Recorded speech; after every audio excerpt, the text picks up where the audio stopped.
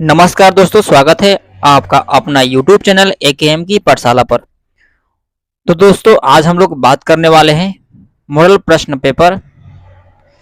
Okay, आज हम लोग बात करने वाले हैं पार्ट 3। ठीक है, पार्ट 1 में हम लोग देखे थे कि 1 से लगभग 19 क्वेश्चन देखे थे, और पार्ट 2 में हम लोग जो देखे हैं वीडियो वो देखे थे आपका 20 से आपका लगभग 34 तक देखे थे। ठीक है, और हम पार्ट 3 में वीडियो में देखने वाले हैं, ये सब आपका मॉडल पेपर है। ठीक है, हम लोग देखने वाले 35 से आगे के प्रश्न हम लोग देखेंगे। ठीक है, तो उम्मीद करते हैं कि हमारा पिछले वाला वीडियो आप देख चुके होंगे। अगर नहीं देखे होंगे तो आप चैनल पर जा करके देख लेंगे। कॉन्सेप्ट क्लियर है, आपको एकदम पूरी तरह समझ में आएगा, तो वीडियो के अंत तक बने रहिएगा। और यदि चैनल पर नए होंगे तो चैनल को सब्सक्राइब कर लीजिएगा, और यदि वीडियो आपको अच्छा लगे तो वीडियो को लाइक कीजिएगा और मुझे कमेंट में जरूर अपना बात शेयर कीजिएगा। ओके, तो चलिए आज का हम लोग प्रश्न बात करने वाले हैं। प्रश्न संख्या जो है आपका 35 है। ठीक है, ये 35 क्या कहता है कि एक बेलन की त्रिज्या 14 सेंटीमीटर है और ऊंचाई आपका 10 सेंटीमीटर है। ठीक है, तो बेलन का वक्र पृष्ठीय क्षेत्रफल क्या होगा। ठीक है, बेलन का वक्र पृष्ठीय क्षेत्रफल क्या होगा। तो दोस्तों, आपको पता होगा कि बेलन का वक्र पृष्ठीय क्षेत्रफल जो होता है आपका, वो लिख लेंगे आप। ओके, लिखेंगे आप 2 पाई आर एच। 2 पाई आर एच जो होता है बेलन का वक्र पृष्ठीय क्षेत्रफल आता है। ओके, बेलन का वक्र पृष्ठीय क्षेत्रफल क्या होता है, 2 पाई आर एच। इसमें 2 का 2, पाई का मान 22/7 रखना है। ओके, आर का मान कितना रखना है, आर का मान देखिए यहाँ पर त्रिज्या दिया हुआ है 14 सेंटीमीटर, तो लिखेंगे यहाँ पर 14। इस तरह से 2 पाई आर हो गया, और एच का वैल्यू देखिए ऊंचाई आपका दिया हुआ है 10 सेंटीमीटर, तो यहाँ लिखेंगे हम 10। इस तरह से गाइस इसको जब हम काटेंगे 7 दूना के हो गया 14 दो बार में। और जब हम इसको गुना करते हैं, देखिए यहाँ पर कितना कितना बच गया, 2 गुना 22 गुना 2 गुना 10। जब इसको मल्टीप्लाई करेंगे तो देखिए यहाँ पर क्या आता है, 22 दूना 44 हो गया। ओके, और 44 दूना 88 हो जाएगा। अब 88 गुना अगर 10 करते हैं तो 800 मेरा 80 आएगा। कितना आएगा, 880 इज द राइट आंसर होगा। ओके, 880 सेंटीमीटर स्क्वायर जो है इसका क्षेत्रफल होगा, यानी 880 होगा। ओके, तो उम्मीद करते हैं कि ये चीज आपको समझ में आ गया होगा। चलिए अब हम लोग प्रश्न संख्या देख लेते हैं 36 की ओर। ओके, तो ये रहा आपका प्रश्न संख्या 36। प्रश्न 36 क्या कहता है कि यदि घन की एक भुजा 8 सेंटीमीटर है तो घन का आयतन क्या है। दोस्तों, आपको पहले घन का आयतन पता होना चाहिए कि घन का आयतन क्या होता है। ओके, तो घन की आयतन की हम लोग बात करें तो यहां पर भुजा क्यू होता है। क्या होता है, भुजा क्यू, यानी भुजा क्यू। भुजा क्यू का बोले तो भुजा गुना भुजा 3 हाली, एक भुजा का मान 8 दिया हुआ है, यानी 8 का क्यू हो जाएगा। ओके, 8 का क्यू बोले तो 8 गुना 8 गुना 8। जब आप इसको मल्टीप्लाई करिएगा तो 8 अठाई 64, और 64 गुना 8 करते हैं तो 8 चौका 32 हासिल 3, और 8 छक्की 48 और 3 51, यानी 512 सेंटीमीटर घन सेंटीमीटर जो है वो आपका राइट आंसर होगा। ओके, यानी 512 घन centimetre is the right answer, यानी ये 2 नंबर आपका राइट होगा। ओके, चलिए तो प्रश्न संख्या हम लोग बात कर लेते हैं। प्रश्न संख्या आपका है 37। ओके, प्रश्न संख्या 37 क्या कहता है कि यदि बेलन की त्रिज्या और ऊंचाई क्रमशः दिया हुआ है, ये 7 सेंटीमीटर और 10 सेंटीमीटर, तो बेलन का आयतन क्या होगा। देखिए यहाँ पर ये बेलन की त्रिज्या है, यानी जो फर्स्ट दिया हुआ है ये दिया हुआ है आर, और ये जो दिया हुआ है ये दिया हुआ है एच। ओके, तो यहाँ पर समझ में आपको आ गया होगा कि आर कितना है, एच कितना है। आप अपने नोट कॉपी में लिखते चलेंगे। ओके, तो चलिए इसको रेस करते हैं और हम लिखते हैं यहाँ पर बेलन का आयतन। ठीक है, बेलन का आयतन का फॉर्मूला जो होता है आपका पाई आर स्क्वायर एच। क्या होता है, पाई आर स्क्वायर एच, ये हुआ बेलन का आयतन का सूत्र। पाई का मान होता है 22/7, ठीक है। आर का मान हो जाएगा आपका, दिया हुआ यहां पर 7 दिया हुआ है, 7 रखेंगे। स्क्वायर है इसलिए हम 7 गुना 7 दो बार करेंगे। यहां पर एच कितना है, 10 है तो 10 रखेंगे। ओके, अब हम इसको काटेंगे, 7 से एक 7 खत्म, बच गया मेरा 22 गुना 7 गुना 10।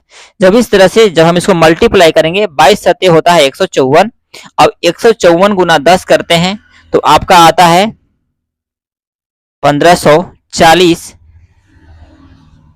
घन सेंटीमीटर।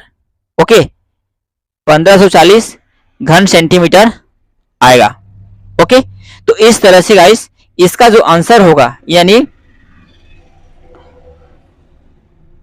ये 37 का जो आंसर होगा वो आपका 1540 घन सेंटीमीटर, यानी 1540 centimetre cube is the right answer. Okay, चलिए तो अब हम लोग प्रश्न संख्या हम लोग बात कर लेते हैं 38 की, ठीक है, यानी 38 की। घनाभ का आयतन ज्ञात करना है। ध्यान रखिएगा, घनाभ का आयतन ज्ञात करना है। घनाभ की लंबाई, चौड़ाई और ऊंचाई क्रमशः दिया हुआ है। देखिए, ये है लंबाई, ओके, ये है चौड़ाई यानी b, और ये है ऊंचाई यानी h। एल बी एच क्या क्या दिया हुआ है, एल बी एच दिया हुआ है। तो यहां पर हम लोग को पता करना होगा कि आखिर घनाभ का आयतन क्या होगा, इसका हम लोग को सूत्र याद करना होगा। तो घनाभ का आयतन का सूत्र जो होता है, लंबाई गुना चौड़ाई गुना ऊंचाई। ओके, लंबाई मेरा 6 है, ओके, लंबाई, चौड़ाई 3 और ऊंचाई आपका 2 है। इस तरह से जब मल्टीप्लाई करेंगे तो 6 18, 18 दुना के 36, ओके, क्या होगा 36 centimetre cube is the right answer. Okay, इस तरह से गाइस ये रहा आपका आंसर, ये यानी 36 घन centimetre is the right answer. Okay, चलिए अब हम लोग प्रश्न संख्या हम लोग बात कर लेते हैं 39 की। क्या, 39 यानी 39, ठीक है। 39 में क्या कहता है कि घन में कुल कितने किनारे होते हैं, तो इसमें कुल किनारों की संख्या जो होता है वो आपका 12 होता है। कितना होता है, 12। अब 12 कैसे होता है देख लेते हैं इसको। इस तरह से एक घन बना दिया हमने, ठीक है, क्या, इस तरह से हमने एक घन बना दिया। और ये घन बनाने के बाद क्या हुआ, अभी आपको कितने किनारे दिख रहे हैं, 1 2 3 4, ठीक है, एक 5 एक 6, ठीक है, और कुछ छूट रहा है 6 और एक नीचे 7, ओके, 7 और एक बगल में 8, 8 किनारे दिख गए आपको, 8 किनारे दिख गए। और इसमें 4 किनारे कहाँ कहाँ जुड़ता है देखिएगा, एक किनारे ये हो गया 8 1 9, एक किनारे ये हुआ 10, एक किनारे यहाँ 11 और एक किनारे यहाँ पर 12। इस तरह से घन के कुल 12 किनारे होते हैं। कितने, घन के कुल 12 किनारे होते हैं। चलिए अब हम लोग बात कर लेते हैं प्रश्न संख्या 40 यानी 40 का।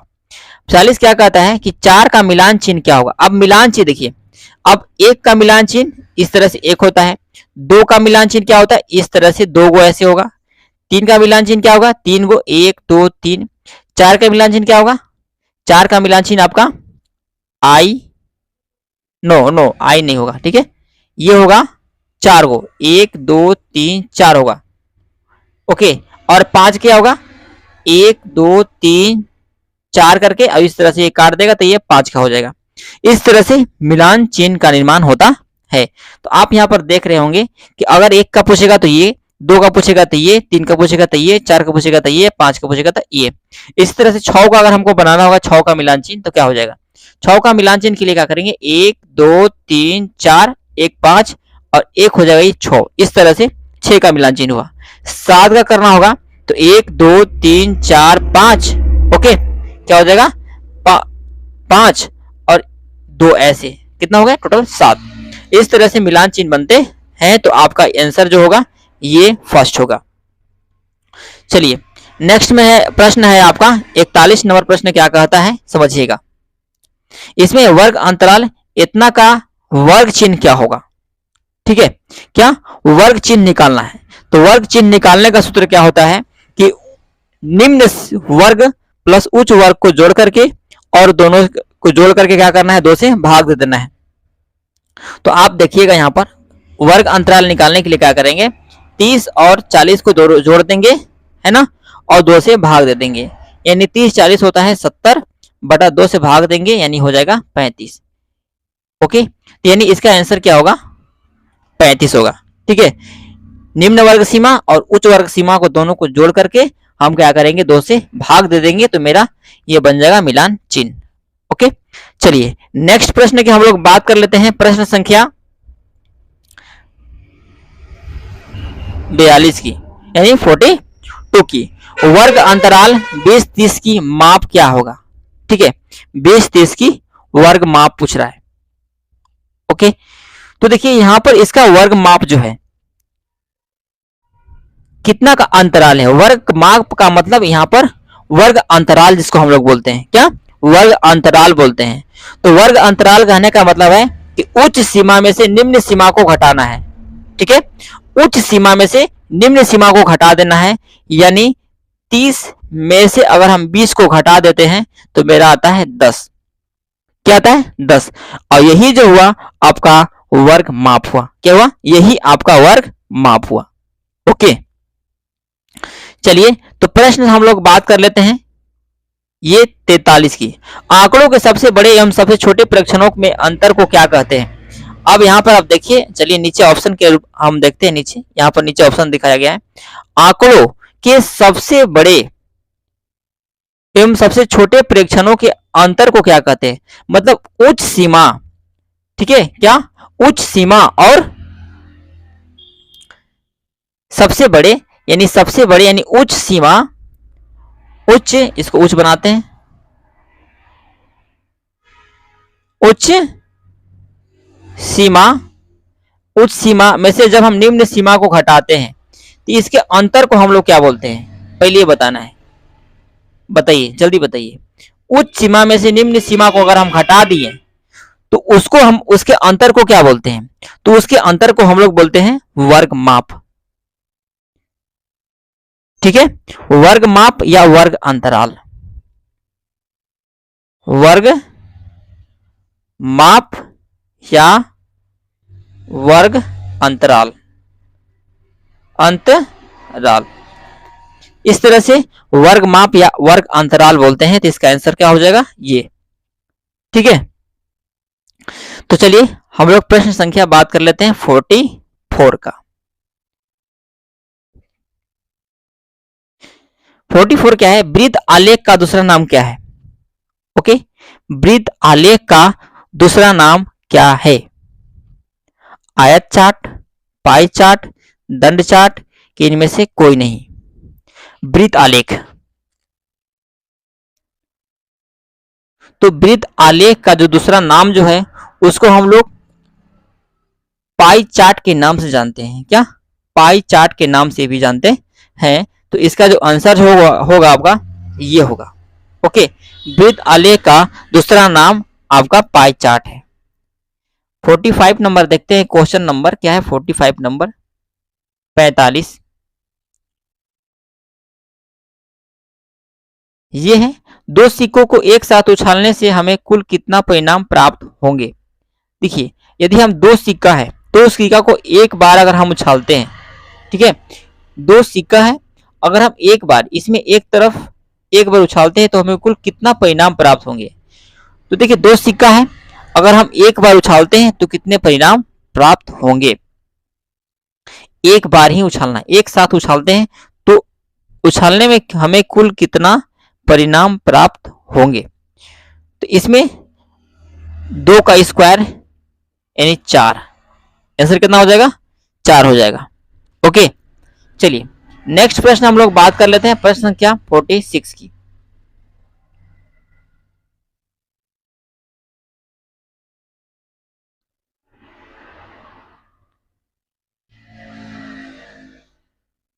प्रश्न 46 क्या है, जब एक पासे को फेंका जाता है तो उसके सतह पर एक सम संख्या आने की प्रायिकता क्या होगा।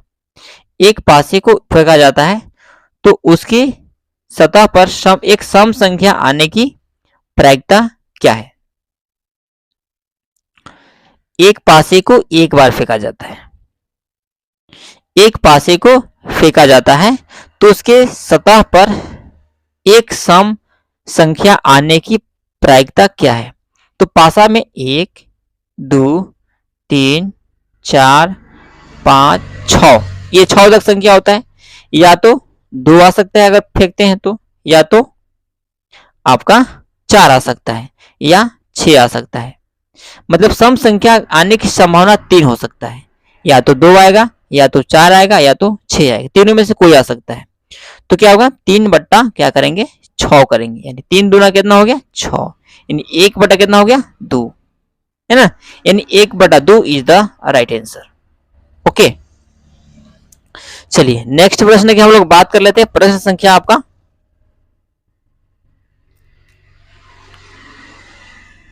47 की। एक थैले में 4 नीले, 2 हरी और 5 काली गेंद है। थैले के अंदर बिना देखे निकाली जाती है। इसकी क्या प्रायिकता है कि निकाली गई गेंद पीली है? तो देखिए यहां पर हम देख रहे हैं कि एक थैला है, इस तरह से एक थैला बनाया हुआ है, इसमें 4 ब्लू है। ओके, इसको इरेज करते हैं। 4 ब्लू है, 2 ग्रीन है और 5 ब्लैक है। ओके, थैला में है, इसमें से बिना देखे निकालना है। तो इसकी क्या प्रायिकता है कि निकाली गई गेंद पीली है? तो कुल गेंद कितना हो जाएगा? कुल गेंद आपका 4 2 6 6 5 11, टोटल आपका 11 गेंद हुआ। 11 गेंद में हमको निकालना है कि पीली गेंद की प्रायिकता। तो पीली गेंद कितना है इसमें? येलो का 4 नीली, 2 हरी, 5 काली, पीली गेंद होने की प्रायिकता। तो इसमें क्या होगा, 0 होगा पीली गेंद होने की प्रायिकता, क्योंकि इसमें कोई येलो कलर का ये नहीं है। ये नीला है, ये हरा है और ये काला है। ओके, क्या है, ये आपका काला है, तो इसमें तो पीला है नहीं, इसलिए इसका आंसर क्या होगा 0। क्या होगा आंसर? 0 होगा। ओके, तो चलिए प्रश्न संख्या हम लोग 48 देखते हैं। ये है आपका 48। मूल बिंदु का निर्देशांक क्या होता है? तो मूल बिंदु होता क्या है पहले समझिए। ये है x अक्ष और y अक्ष। y अक्ष में जो ये जहां पर 2 रेखाएं आपस में प्रतिच्छेदक काटती है, सीधी रेखाएं काटती है, तो इसको हम लोग बोलते हैं मूल बिंदु, और इसी का निर्देशांक 0 0 होता है। ओके, क्या होता है 0 0। तो इसका आंसर क्या होगा आपका? इसका आंसर आपका ये 0 0 आंसर होगा ना, 0,0। अब इसमें ध्यान देना है कि ये बिंदु, चलिए इसको इरेज करते हैं। ये कह रहा है कि बिंदु -3 और -4 किस चतुर्थांश में होगा? तो चलिए यहां पर एक हम बनाते हैं, दोनों माइनस में है, तो इस तरह से इसको करेंगे, चतुर्थांश बनाएंगे। अब यहां पर जो होगा, यहां पर होगा माइनस प्लस। ओके, यहां पर आपका दोनों प्लस प्लस होगा, एक्स अक्ष वाई अक्ष प्लस प्लस होगा। यहां पर क्या होगा, यहां पर आपका होगा 1 हो जाएगा आपका, इसमें भी आपका एक एक्स अक्ष पर प्लस हो जाएगा और वाई अक्ष पर यहां पर हो जाएगा माइनस। ठीक है, एक्स अक्ष पर प्लस और वाई अक्ष पर नीचे हो जाएगा माइनस, यानी यहां पर हम लिख सकते हैं minus plus, no minus plus नहीं, प्लस माइनस होगा, क्योंकि एक्स पर हो जा रहा है प्लस और वाई पर हो जा रहा है माइनस। अब यहां पर एक्स पर कितना आएगा, एक्स पर हो जाएगा माइनस और वाई पर भी हो जाएगा माइनस, तो दोनों माइनस में है। इसको पहला चतुर्थांश बोलेंगे, इसको दूसरा चतुर्थांश, इसको तीसरा चतुर्थांश और इसको चौथा चतुर्थांश बोलेंगे। ओके, इस तरह से जो इसका राइट आंसर होगा, ये देखिए दोनों माइनस में है, यहां पर भी देखिए दोनों माइनस में है। ठीक है। इस तरह से जो हम इसका आंसर लिखेंगे ये चतुर्थांश में जाएगा, है ना, चतुर्थ में जाएगा, यानी चौथा चतुर्थांश में यह जाएगा। ओके, चलिए, तो उम्मीद करते हैं कि यहाँ तक आपको कोई दिक्कत परेशानी नहीं हुआ होगा। चलिए नेक्स्ट प्रश्न, और जो लास्ट प्रश्न है 15 नंबर क्वेश्चंस। ओके, 15 नंबर संख्या जो है आपका 50 यानी 50, जो कि इस मॉडल पेपर का लास्ट क्वेश्चन है। ठीक है, यदि आप टोटल प्रश्न अगर नहीं देखे होंगे, इस टोटल 1 to 50 नहीं देखे होंगे, तो आप हमारे चैनल पर जा कर के मॉडल क्वेश्चंस को हम पार्ट बाय पार्ट करके वीडियो अपलोड किए हैं 50 क्वेश्चंस का, आप वहां जा कर के देख सकते हैं। तो देखिए यहाँ पर प्रश्न क्या ये क्या कहता है, इसमें कोटि पूछना है। तो देखिए कोटि के लिए आपको ध्यान क्या देना है कि जैसे यहाँ पर देखिए कोई भी अगर आप बनाते हैं अक्ष, ठीक है, तो यहाँ पर जैसे एक्स अक्ष ये वाला, इसको हम लोग बोलते हैं एक्स अक्ष, ओके, और इसको हम लोग बोलते हैं वाई एक्सिस। ठीक है, एक होता है एक्स एक्सिस, और इधर वाला जो भी होता है, इधर जो होता है वो सब प्लस में होता है। ठीक है, और इधर वाला जो होता है वो आपका माइनस में होता है, नीचे वाला होता है आपका माइनस में, और ऊपर वाला होता है प्लस में। ये तो आपको कुछ समझ में आ गया, लेकिन बस यहाँ पर आपको इतना ही समझना है कि हमको यहाँ पर कोटि ज्ञात करना है। ठीक है, तो कोटि कोई भी चीज़ का अगर हम निर्देशांक निकालते हैं तो यहाँ एक्स, पहले एक्स को लिखते हैं, इसके बाद वाई को लिखते हैं। तो जो निर्देशांक बिंदु जो होता है वो हमेशा एक्स वाई के रूप में होता है, यानी पहले हम निर्देशांक बिंदु में एक्स का वैल्यू लिखते हैं, इसके बाद हम वाई का वैल्यू लिखते हैं। ओके, तो हम क्या करेंगे यहाँ पर, ये देखिए यहाँ पर ये जो 2 और 5 जो है, ओके, यानी यहाँ पर जो ये 2 जो है वो एक्स का वैल्यू दिया हुआ है, ओके, और जो वाई जो दिया हुआ है, ये 5 जो दिया हुआ है, ये आपका -5 जो दिया हुआ है, ये वाई एक्सिस का वैल्यू दिया हुआ है। ठीक है, यानी इसमें कोटि जो हमेशा कोटि जो होता है वो आपका ये 5 होगा। कितना, वाई एक्सिस पर जो नंबर होता है वो आपका कोटि होता है, यानी वाई एक्सिस पर कितना है, -5 है, तो यहाँ पर -5 इज द राइट आंसर होगा। ओके, यानी समझ में आ गया, यानी हमेशा वाई एक्सिस वाला आपको फोकस करना है, वाई एक्सिस वाला जो होता है वो कोटि होता है। ओके, क्या होता है, वाई एक्सिस वाला कोटि होता है, और ये जो होता है आपका भुज होता है। क्या होता है, भुज। ओके, ये होता है भुज, यानी भुज और कोटि अगर निकालने के लिए एग्जाम में कहे तो जो एक्स एक्सिस वाला रहेगा, यानी एक्स का जो वैल्यू रहेगा वो भुज है, और वाई एक्सिस वाला जो रहेगा वो है आपका कोटि। जैसे अगर मान लिया जाए कि अगर हम आपको यहाँ पर दें ये 2 और 4 दे दें, तो इसमें अगर हम कोटि कहेंगे निकालने के लिए, देखिए कोटि जो होगा पर ये कोटि वाई एक्सिस वाला, क्योंकि ये है एक्स और ये है वाई। ठीक है, एक है एक्स, ये है एक्स और ये है वाई। इस स्थिति में होगा क्या कि जो वाई एक्सिस वाला जो होगा वो आपका कोटि होगा, और जो एक्स एक्सिस वाला जो होगा वो आपका भुज जाएगा। ओके, तो आई होप इस चीज़ को आप समझ गए होंगे। ओके, तो देखिए यहाँ पर प्रश्न की संख्या हम 50 की बात करें तो इसका आंसर आपको पता चल गया होगा कि इसका आंसर कौन होने वाला है, तो ये -5 होने वाला है, क्योंकि एक वाई जो एक्सिस पर कौन सा नंबर है आपका -5 है। ओके, तो इस तरह से आपको हमने टोटल 35 से, ठीक है, इसमें टोटल 35 से हम 50 तक क्वेश्चंस करा चुके हैं। ओके, और इससे पहले वाला वीडियो अगर आप नहीं देखे होंगे तो निश्चित रूप से आप जा कर के हमारे चैनल पर वहाँ पर जाकर देख सकते हैं। ठीक है, और यदि चैनल पर नए होंगे तो चैनल को सब्सक्राइब कर लेंगे, और जिस भी मॉडल पेपर पर आपको वीडियो चाहिए, जिस भी टॉपिक पर वीडियो चाहिए, वो मुझे कमेंट में ज़रूर लिखेंगे। ओके, तो मिलते हैं नेक्स्ट वीडियो में। धन्यवाद, जय हिंद, बेस्ट ऑफ लक।